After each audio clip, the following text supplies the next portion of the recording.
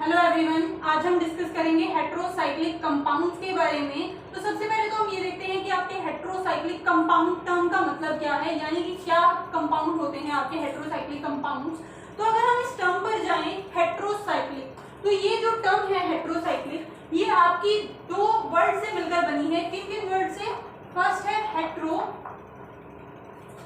Plus second one है आपका cyclic, यानी heterocyclic compounds, that means hetero plus cyclic compounds. तो अगर मैं बात करूं साइक्लिक कंपाउंड्स दैट मींस यहां पर हम बात कर रहे हैं किसके बारे में? साइक्लिक कंपाउंड्स यानी कि रिंग स्ट्रक्चर्स के बारे में बात कर रहे हैं। आपकी 3 membered ring, 4 membered ring, 5 membered ring या फिर 6 मेंबर्ड रिंग, या जिसके बारे में भी आप बात कर रहे हो।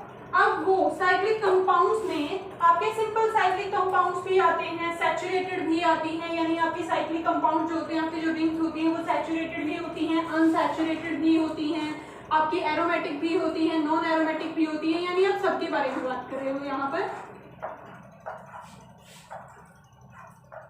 तो यानी कि आप इन सब के बारे में बात कर रहे हो, आप साइक्लिक कंपाउंड के बारे में बात कर रहे हो, चाहे वो एरोमेटिक हो, नॉन एरोमेटिक हो, सैचुरेटेड हो या अनसैचुरेटेड हो, ये सभी आपके क्या है? साइक्लिक कंपाउंड्स के एग्जांपल हैं। हमने 3 membered ring, 4 membered ring, 5 membered ring, 6 membered ring सबके बारे में बात की। अब बात करते हैं कि आपके हेट्रो का मतलब क्या होता है। बेसिकली क्या होता है, जो ये आपकी टर्म है हेट्रो, ये जो आपका वर्ड है हेट्रो, ये बेसिकली एक ग्रीक वर्ड है जिसका मतलब होता है डिफरेंट।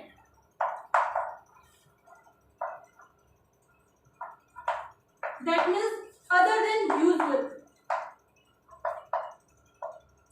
यानी जिसके बारे में आप नॉर्मली बात कर रहे हो उससे कुछ अलग की बात कर रहे हैं हम यहाँ पर। यानी कि आप साइक्लिक कंपाउंड, कौन से cyclic compound? Heterocyclic compound. Heterocyclic that means कुछ डिफरेंट, यानी कि आप साइक्लिक कंपाउंड के बारे में बात करो बट कुछ डिफरेंट, यानी कि आप जिसके बारे में यूजुअली बात कर रहे हो। अगर आप साइक्लिक रिंग्स की बात करो, साइक्लिक कंपाउंड की बात करो, तो यूजुअली क्या होते हैं आपके साइक्लिक कंपाउंड? कार्बन कार्बन की चेन होती है, कार्बन कार्बन की रिंग होती है। तो आपके अगर कार्बन कार्बन की रिंग में आप कुछ डिफरेंट, कुछ other than usual atoms add करते हो, तो ये आपके जो साइक्लिक कंपाउंड्स हैं ये क्या बन जाएंगे? हेट्रोसाइक्लिक कंपाउंड्स बन जाएंगे। किस तरह से? तो अगर हम बात करें कि आपके हेट्रो एटम्स कौन कौन से होते हैं, यानी किन एटम्स को आप हेट्रो एटम्स बोलोगे, तो अगर मैं बात करूं जनरली कॉमनली जो आपके हेट्रो एटम्स होते हैं जिन्हें आप अपनी साइक्लिक कंपाउंड में इंट्रोड्यूस करने वाले हो, जनरली आपके हेट्रो एटम्स रहते हैं।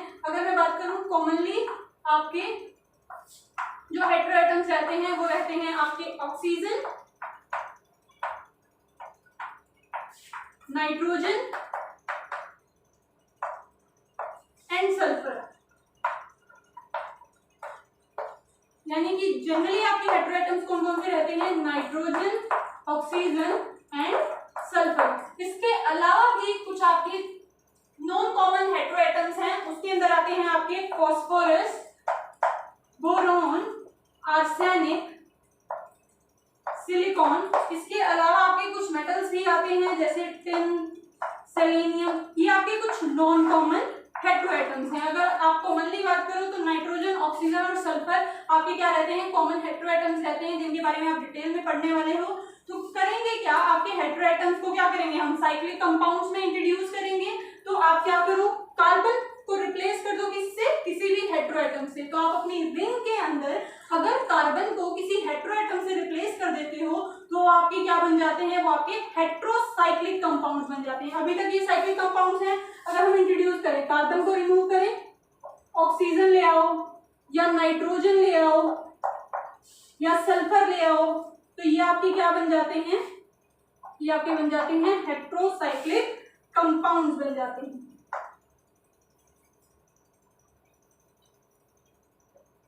तो ये आपके क्या बन जाएंगे? हेट्रोसाइक्लिक कंपाउंड्स बन जाएंगे।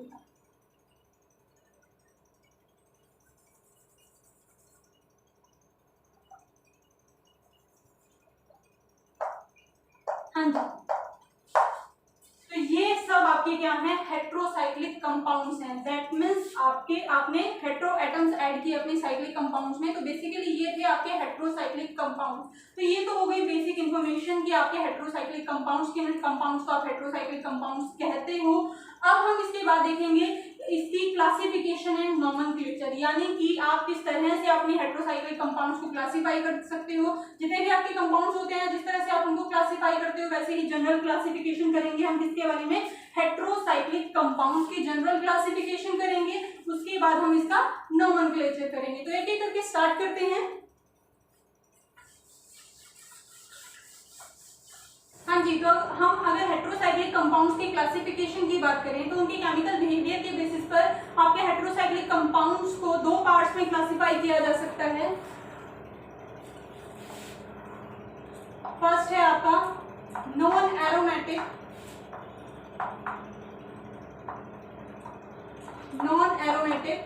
हेट्रोसाइकिल्स,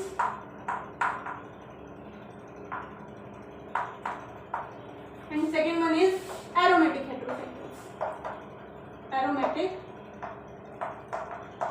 heterocycles.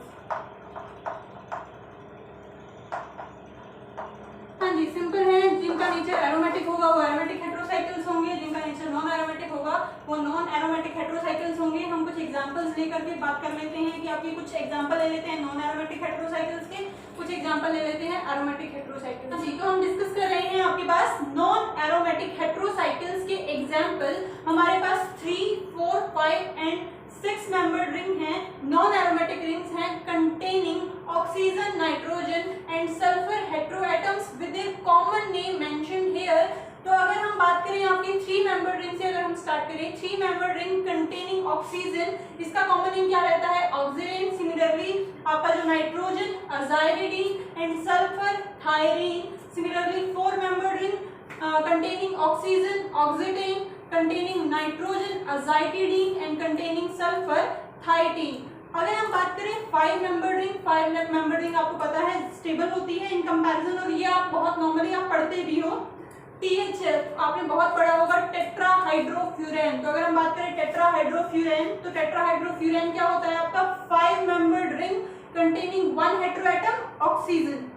तो ये आपका क्या होता है, tetrahydrofuran. Similarly 6 membered ring containing oxygen heteroatom, ये आपका क्या रहता है, टेट्राहाइड्रोपाइरेन। क्या रहता है, टेट्राहाइड्रोपाइरेन। सिमिलरली आपका 5 membered ring containing nitrogen, pyrrolidine. Similarly आपका सल्फर कंटेनिंग 5 मेंबर्ड रिंग, ये आपका क्या रहता है, टेट्राहाइड्रोथायोपीन। सिमिलरली आपका क्या रहता है, ये भी आपका बहुत कॉमन है, पाइपिरिडीन। यानी 6 मेंबर्ड रिंग कंटेनिंग नाइट्रोजन, ये आपका क्या रहता है, पाइपिरिडीन। तो ये बेसिकली आपके एग्जांपल थे नॉन एरोमेटिक हेट्रोसाइकिल्स के। अब हम बात करेंगे आपके एरोमेटिक हेट्रोसाइकिल्स के एग्जांपल्स के बारे में। हाँ जी, अब जो हमारे सामने एग्जांपल है वो है एरोमेटिक हेट्रोसाइक्लिक कंपाउंड्स के। तो जितने भी एग्जांपल अभी आपके सामने हैं ये सारे क्या हैं, ये सभी के सभी एरोमेटिक कंपाउंड्स हैं। यहाँ पर हमने 5 मेंबर्ड एंड 6 मेंबर्ड रिंग्स ली हैं, साथ में कुछ और भी एग्जांपल लिए हैं। तो अगर आप बुक्स में अगर आप पढ़ने जाओगे तो वहां पर आपको एरोमेटिक हेट्रोसाइक्लिक कंपाउंड्स की फर्दर क्लासिफिकेशन मिल सकती है। किस तरह से, further classification depends upon the number of heteroatoms in aromatic heterocycles. आपको यहाँ पर एग्जांपल नजर आ रहे हैं जहां पर कुछ तो ऐसे एग्जांपल हैं जहां पर एक हेट्रोएटम है, कुछ ऐसे एग्जांपल हैं जहां पर एक से ज्यादा हेट्रोएटम्स हैं। तो उसके बेसिस पर क्लासिफाई किया जा सकता है आपके एरोमेटिक कंपाउंड्स को। इसके अलावा आप उनकी क्लासिफिकेशन कर सकते हो according to the size of ring. यहाँ पर आपको 5 और 6 मेंबर्ड रिंग नजर आ रही हैं। इसके अलावा अगर आपके जो हेट्रोसाइक्लिक कंपाउंड्स हैं, जो आपके हेट्रोसाइक्लिक रिंग्स हैं वो बेंजीन रिंग के साथ फ्यूज हैं, तो उन्हें बेंजो फ्यूज्ड हेट्रोसाइक्लिक कंपाउंड्स भी बोला जा सकता है। फॉर एग्जांपल आपको जो ये लास्ट में नजर आ रहा है, यहाँ पर आपको कुछ जितने भी एग्जांपल हैं उन सबके कॉमन नेम आपको दिए गए हैं। इन्हीं कॉमन नेम से आप इनकी पूरी केमिस्ट्री पढ़ने वाले हो। तो एक एक करके हम देख लेते हैं हमारे एग्जांपल्स क्या क्या हैं। जो आपका 5 मेंबर्ड हेट्रोसाइक्लिक रिंग है वो आपको नजर आ रही है। इसके अलावा 6 मेंबर्ड हेट्रोसाइक्लिक रिंग। यहाँ पर एक इंपॉर्टेंट नोट करने वाली बात क्या है जो आपको नोट करनी है, अभी आप उसे नोट करके रख लीजिए। आगे जितनी भी हम इसको जब हेट्रोसाइक्लिक कंपाउंड्स को फर्दर पढ़ेंगे डिटेल में तो ये चीजें हमारे काम आने वाली हैं। जब हम स्ट्रक्चर डिस्कस करेंगे तो एक्सप्लेन कर देंगे इन सब चीजों को। अभी आप सिर्फ इतना देखिए कि यहाँ पर आपको हेट्रोएटम्स पर लोन पेयर नजर आ रहे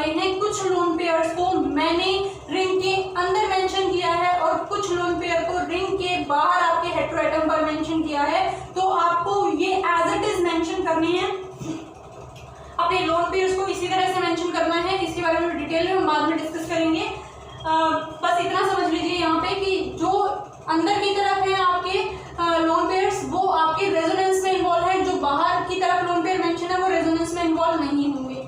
हाँ जी, तो हम बात करें 5 member heterocyclic ring containing oxygen, common name फ्यूरैन, sulphur, thiophene, nitrogen containing है तो पायरोल। हाँ जी, फ्यूरैन, थायोफीन एंड पायरोल, इन्हीं की केमिस्ट्री हम डिटेल में पढ़ने वाले हैं अपने सिलेबस के अकॉर्डिंग। हाँ जी, इसके अलावा 6 member aromatic heterocyclic ring containing nitrogen, ये क्या होती है आपकी पिरिडीन। ऐसे ही आपका 1 और 2 पोजीशन पर अगर नाइट्रोजन है आपका पायराजोल, अगर 1 और 3 पोजीशन पर नाइट्रोजन है तो इमिडाजोल, 1 और 3 पोजीशन पर अगर ऑक्सीजन और नाइट्रोजन है वो आपका क्या रहता है ऑक्साजोल, और अगर आपका 1 और 4 पोजीशन पर क्या है, सॉरी 1 और 3 पोजीशन पर सल्फर और नाइट्रोजन है तो वो क्या हो जाएगा थायाजोल। तो ये 3 एग्जांपल थे आपके फर्स्ट यानी furan, thiophene and pyrrole are 1 heteroatom containing 5 membered compound. इसके अलावा पिरिडीन आपका एग्जांपल था 6 मेंबर्ड रिंग कंटेनिंग 1 हेटेरोएटम। ये आपके 4 एग्जांपल जो हैं ये है 5 मेंबर्ड रिंग कंटेनिंग 2 हेटेरोएटम्स, ऐसे ही आपकी 6 मेंबर्ड रिंग कंटेनिंग 2 हेटेरोएटम्स, यहाँ पर हमने दोनों नाइट्रोजन लिए हैं, इसका कॉमन नेम क्या रहता है पायराजीन। इसके अलावा बेंजोफ्यूज्ड आपका जो रिंग होती है, बेंजोफ्यूज्ड आपकी जो पायरोल रिंग है उसे हम क्या बोलेंगे इंडोल। हाँ जी, ये आपका पायरोल है जो कि बेंजीन के साथ फ्यूज्ड है, इसका कॉमन नेम क्या होता है इंडोल। इसके अलावा भी आपको क्विनोलिन और बहुत सारे एग्जांपल हैं जो बेंजीन रिंग के साथ फ्यूज्ड हैं वो आपको मिल जाएंगे। हाँ जी, ये सब था आपका एरोमेटिक हेटेरोसाइक्लिक कंपाउंड्स के बारे में। अब हम डिस्कस करेंगे डिटेल में आपके हेटेरोसाइक्लिक कंपाउंड्स का नोमेनक्लेचर। तो यहाँ पर हमारी क्लासिफिकेशन खत्म होती है। हाँ जी, तो अब हमें बात करनी है नोमेनक्लेचर ऑफ हेटेरोसाइक्लिक कंपाउंड्स के बारे में। तो अगर हम बात करें जो आपके हेटेरोसाइक्लिक कंपाउंड्स हैं वो कॉमनली अपने कॉमन नेम से ही जाने जाते हैं। जनरली आप देखोगे तो आप जब पढ़ोगे तो उन्हें उनके कॉमन नेम से ही पढ़ोगे क्योंकि वही आपके कॉमन नेम जो है वो ज्यादा फेमस है। अपने किसी सिस्टमेटिक नेम की बजाय उन्हें उनके कॉमन नेम से ही जाना जाता है। बट स्टिल IUPAC ने अपना सिस्टमेटिक नोमेनक्लेचर दिया है एक किसके लिए हेटेरोसाइक्लिक कंपाउंड्स के लिए। तो आज जो हम नोमेनक्लेचर डिस्कस करेंगे हेटेरोसाइक्लिक कंपाउंड्स का वो हम सिंपल मोनोसाइक्लिक हेटेरोसाइक्लिक कंपाउंड के लिए डिस्कस करेंगे जिसमें एक या एक से ज्यादा आपके हेटेरोएटम्स हों। तो उसके लिए होता क्या है आपके जो हेटेरोएटम्स होते हैं, आपके जो हेटेरोसाइक्लिक कंपाउंड्स के नोमेनक्लेचर की हम बात कर रहे हैं, तो जो आपके हेटेरोसाइक्लिक कंपाउंड्स में जो हेटेरोएटम्स होते हैं यानी कि आपके oxygen, nitrogen, sulphur, phosphorus, boron, ये सब जो आपके हेटेरोएटम्स होंगे तो उन हेटेरोएटम्स को रिप्रेजेंट करने के लिए हम प्रीफिक्स यूज करते हैं। हेटेरोएटम्स को रिप्रेजेंट करने के लिए हम क्या करते हैं प्रीफिक्स यूज करते हैं। और आपके अलग अलग हेटेरोएटम के लिए अलग अलग प्रीफिक्स यूज करते हैं हम किस तरह से। ऑक्सीजन के लिए जो प्रीफिक्स यूज किया जाएगा वो होगा ऑक्सा, ऑक्सीजन के लिए ऑक्सा, नाइट्रोजन के लिए एजा, सल्फर के लिए थाया, फास्फोरस के लिए फोस्फा, बोरोन के लिए बोरा। इस तरह से आप अलग अलग हेटेरोएटम्स के लिए अलग अलग क्या यूज करोगे प्रीफिक्स यूज करोगे। यानी कि आपके हेटेरोएटम के लिए हम नोमेनक्लेचर में क्या डालते हैं प्रीफिक्स डालते हैं, प्रीफिक्स ऐड करेंगे। तो प्रीफिक्स में ऑक्सीजन का ऑक्सा, नाइट्रोजन का एजा, सल्फर का थाया एंड फास्फोरस का फोस्फा। अब ये तो बात हो गई आपकी हेटेरोएटम्स की। अब हेटेरोसाइक्लिक रिंग्स हैं तो आपके रिंग के साइज के बेसिस पर यानी रिंग के साइज को रिप्रेजेंट करने के लिए हम यूज करते हैं आपका स्टम। तो हमने पहला पार्ट जो डिस्कस किया वो था प्रीफिक्स। तो बेसिकली आपका जो हेटेरोसाइक्लिक कंपाउंड्स का जो नोमेनक्लेचर रहता है वो एक्चुअली 3 पार्ट्स में रहता है।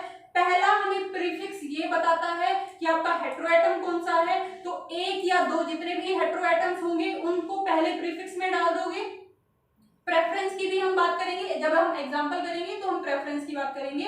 तो सबसे पहले तो आपको करना क्या है, जो भी आपके हेटेरोएटम्स हैं उसको किसमें डाल देना है प्रीफिक्स में डाल देना है।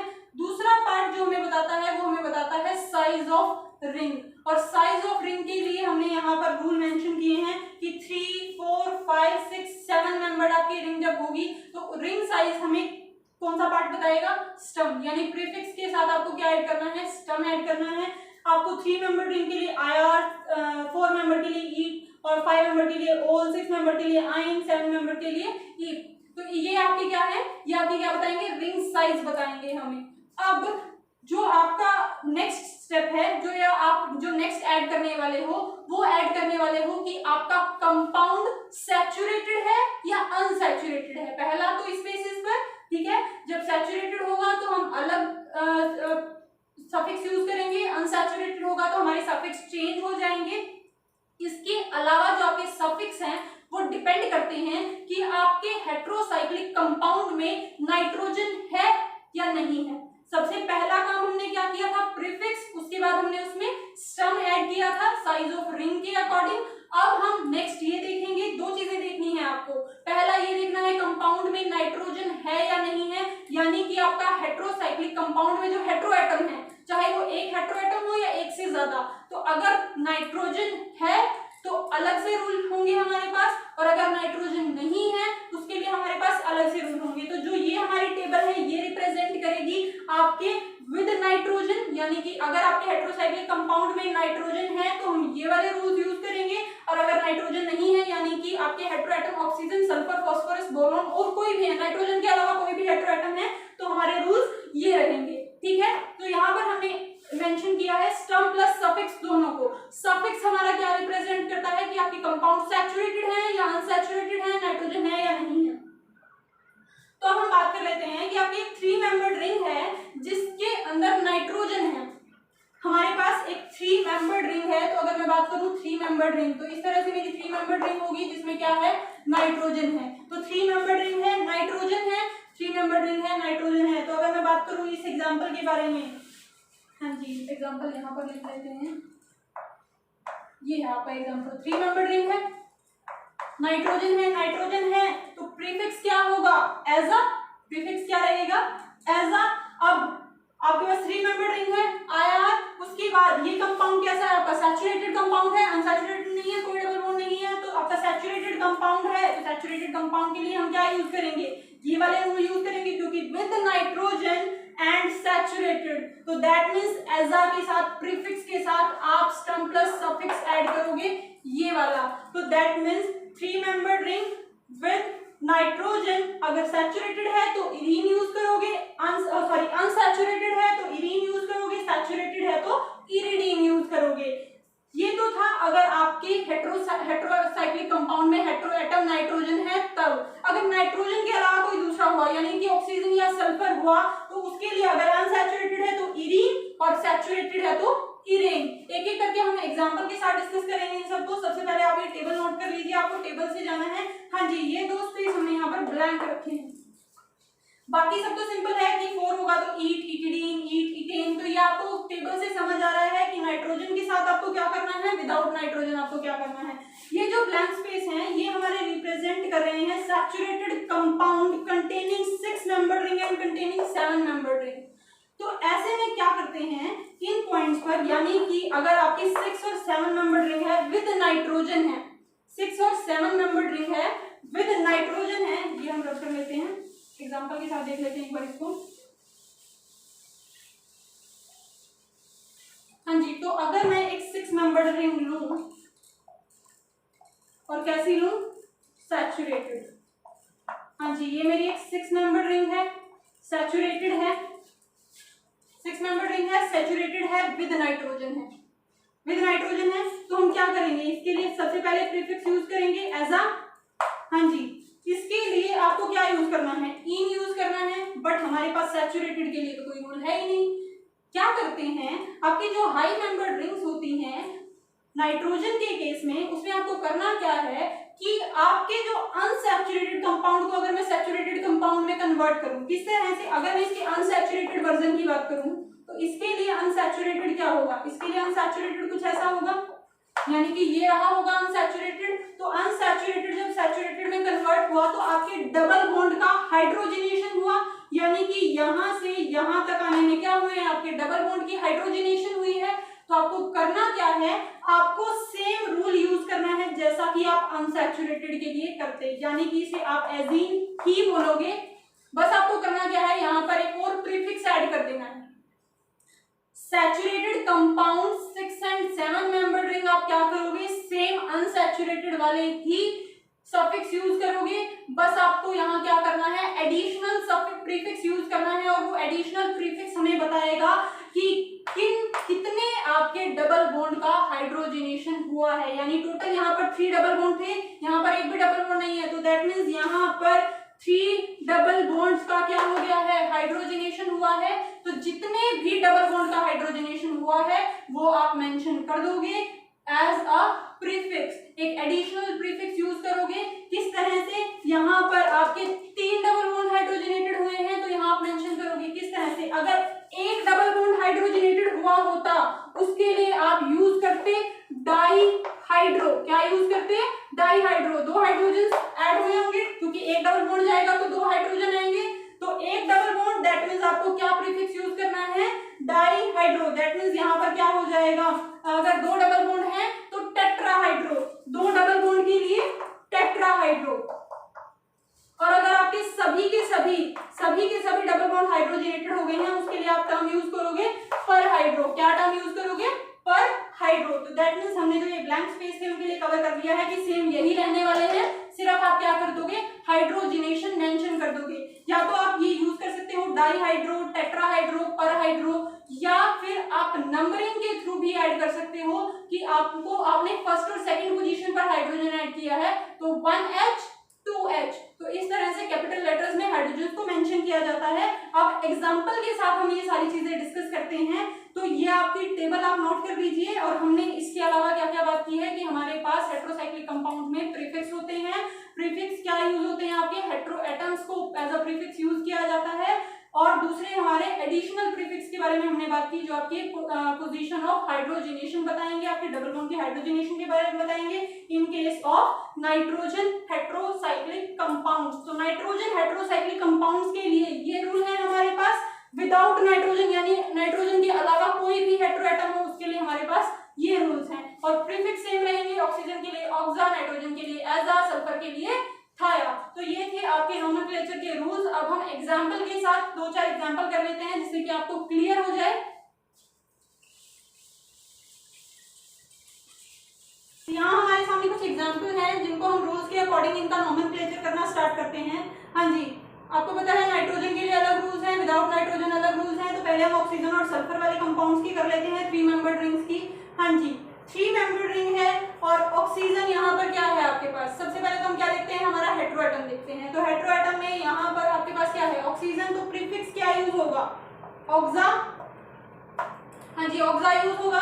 3 मेंबर्ड रिंग है, 3 मेंबर्ड रिंग है। और किस तरह से आपकी, ये आपकी सैचुरेटेड है या अनसैचुरेटेड है? ये आपकी सैचुरेटेड रिंग है। तो यहाँ पर क्या यूज होगा साथ में? प्लस इरेन।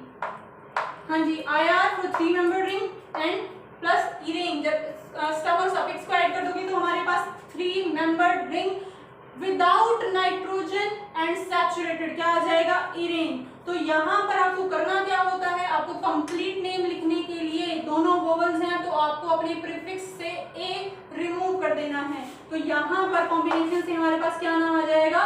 ऑक्सीरेन। तो इस कंपाउंड का, इस हेटेरोसाइक्लिक कंपाउंड का हमारे पास नेम क्या हो गया? ऑक्सीरेन। सेम सल्फर के लिए करोगे, सिर्फ आपको सफिक्स प्रीफिक्स चेंज करना है। सल्फर है तो थाया, और 3 मेंबर्ड रिंग है, विदाउट नाइट्रोजन है एंड सैचुरेटेड है, क्या आएगा? इरेन। तो सेम यहाँ पर भी वही I एंड A, यहाँ से आप क्या करोगे? प्रीफिक्स का A रिमूव कर दोगे तो यहाँ से हमारे पास क्या आ गया? थायरेन। क्या आ गया? थायरेन। तो ये क्या हो गया आपका? थायरेन।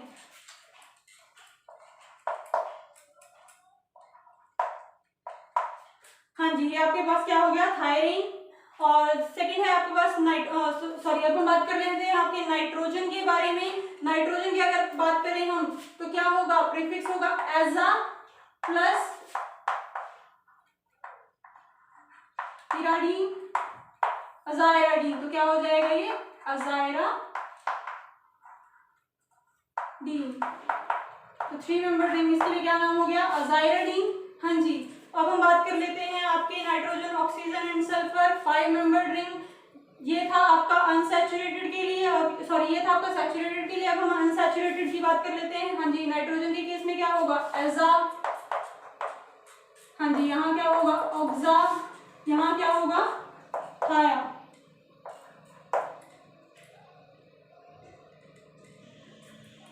हाँ जी, oxygen and sulphur same rule रहेंगे, without nitrogen, 5 membered ring without nitrogen. और ये हमारे कंपाउंड सैचुरेटेड है या अनसैचुरेटेड? अनसैचुरेटेड है तो अनसैचुरेटेड के लिए यहाँ पर क्या आएगा? ओल आ जाएगा। तो ये क्या हो जाएगा? ऑक्सोल। ए रिमूव करेंगे ऑक्सा प्लस ऑल हो जाएगा, यहाँ पर ए रिमूव करेंगे तो क्या बन जाएगा ये ऑक्सोल। हाँ जी, सिमिलरली यहाँ पर भी सेम यही रहेगा, ऑल तो यहाँ क्या बन जाएगा थायोल। हाँ जी, नाइट्रोजन के केस में अगर आप अपने टेबल में देखते हो तो आप देखोगे इसके लिए भी सेम ही आपका स्टर्म प्लस सफिक्स यूज होता है, तो इसके लिए भी क्या हो जाएगा एजोल। तो अगर हम बात करें ये है इनके सिस्टमैटिक नेम, और अगर हम इनके कॉमन नेम की बात करें 5 मेंबर्ड रिंग अनसैचुरेटेड, इसका हमने कॉमन नेम पढ़ा था, क्या था पायरोल, और इसके लिए कॉमन नेम क्या था फ्यूरैन, और इसके लिए कॉमन नेम क्या था थायोफिन। तो आप बुक में जितने भी आगे इनकी केमिस्ट्री पढ़ोगे तो वो इनके कॉमन नेम से ही पढ़ने वाले हो। ऑब्वियसली इनके सिस्टमैटिक नेम होते हैं बट ये ज्यादा फेमस है अपने कॉमन नेम से, यानी ये आपका पायरोल, फ्यूरैन एंड थायोफिन। तो ये था आपका नोमेनक्लेचर के बारे में। अब हम कुछ एडिशनल रूल्स जो हमारे थे उनके बारे में बात कर लेते हैं। ये तो सिंपल नोमेनक्लेचर है जो हमारे रूल्स के अकॉर्डिंग था, हमारे टेबल पे में जो हमने देखा। इसके अलावा हमने कुछ बातें की थी हाइड्रोजनेशन के बारे में, और एक से ज्यादा हेटेरो एटम्स का एग्जांपल लेके अब हम डिस्कस करेंगे, यानी कि कुछ एग्जांपल करेंगे हम उनके बारे में। तो सबसे पहले हम ले लेते हैं आपके हाइड्रोजनेटेड कंपाउंड।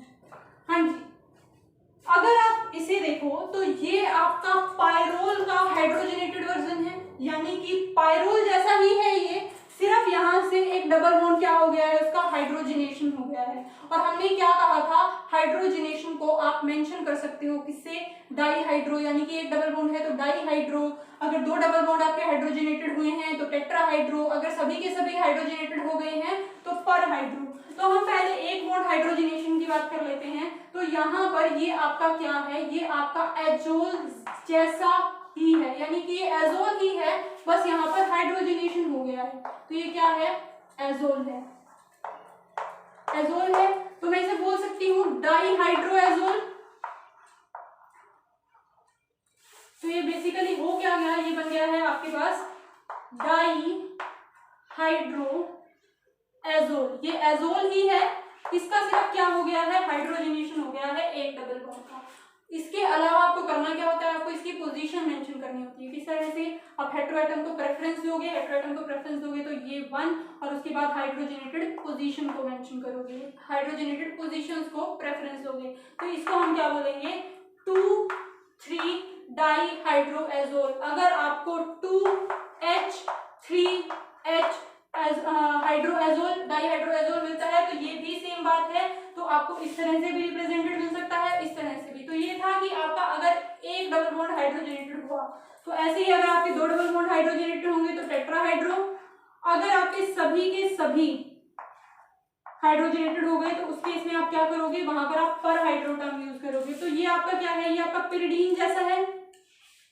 हाँ जी, अगर मैं इसके सभी डबल बॉन्ड लगा दूं तो ये क्या बन गया पिरिडीन। अगर मैं इसके सभी डबल बॉन्ड रिमूव कर दूं तो दैट मींस ये कंप्लीटली हाइड्रोजनेटेड है, इसलिए क्या टर्म यूज करेंगे हम परहाइड्रो। तो ये क्या बन गया आपका परहाइड्रो पिरिडीन, ये बन गया हमारे पास परहाइड्रो पिरिडीन। तो ये तो बात हो गई कि आपके हाइड्रोजनेटेड कंपाउंड्स के बारे में। तो ये सब जितने भी एग्जांपल हमने देखे यहाँ पर हमारे पास सिर्फ एक ही हेटेरोएटम था।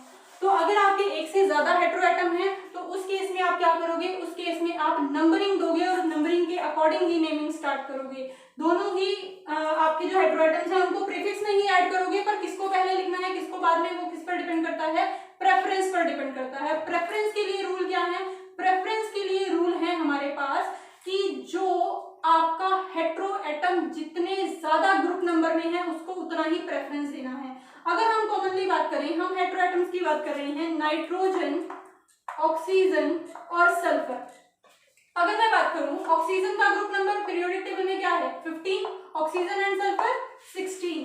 तो अगर आपको प्रेफरेंस देने की बारी आती है तो आप प्रेफरेंस हाई ग्रुप नंबर को दोगे, जिसका ग्रुप नंबर हाई आप उसको प्रेफरेंस दोगे। दैट मींस यहाँ पर नाइट्रोजन और ऑक्सीजन में अगर मैं कंपेयर करूं तो ऑक्सीजन का ग्रुप नंबर हाई है, 16 ग्रुप नंबर से बिलोंग करता है, तो प्रेफरेंस किसे दी जाएगी ऑक्सीजन को, यानी इसका नंबर फर्स्ट, उसके बाद मिनिमम पॉसिबल इसको दोगे। हाँ जी, ये तो बात हो गई अगर अलग अलग ग्रुप नंबर से है। अगर सेम ग्रुप नंबर से है यानी एक ही हेटेरोसाइक्लिक कंपाउंड में ऑक्सीजन और सल्फर दोनों आ जाए तो इस केस में आप लोअर एटॉमिक नंबर को क्या दोगे, प्रेफरेंस दोगे। यानी पहले आप ग्रुप नंबर को कंपेयर करोगे, अगर ग्रुप भी सेम है उसके बाद आप किस पर आ जाओगे, एटॉमिक नंबर पर। जिसका एटॉमिक नंबर कम उसको आप प्रेफरेंस दे दोगे। ठीक है, तो ये सिंपल था आपका।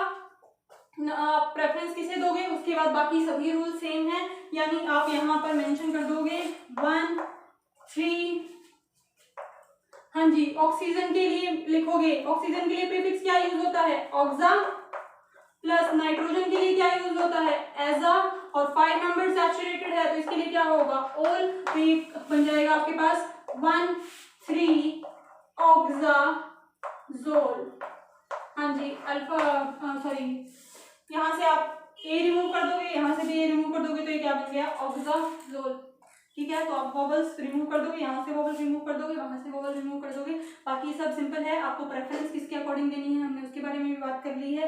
हाँ जी, तो ये सब थे आपके एग्जाम्पल नोमेनक्लेचर के बारे में। तो हमने आज डिस्कस किया आपकी क्लासिफिकेशन हेटेरोसाइक्लिक कंपाउंड्स की, और उसके बाद हमने देखा नोमेनक्लेचर के बारे में। तो ये सब था आज की क्लास में।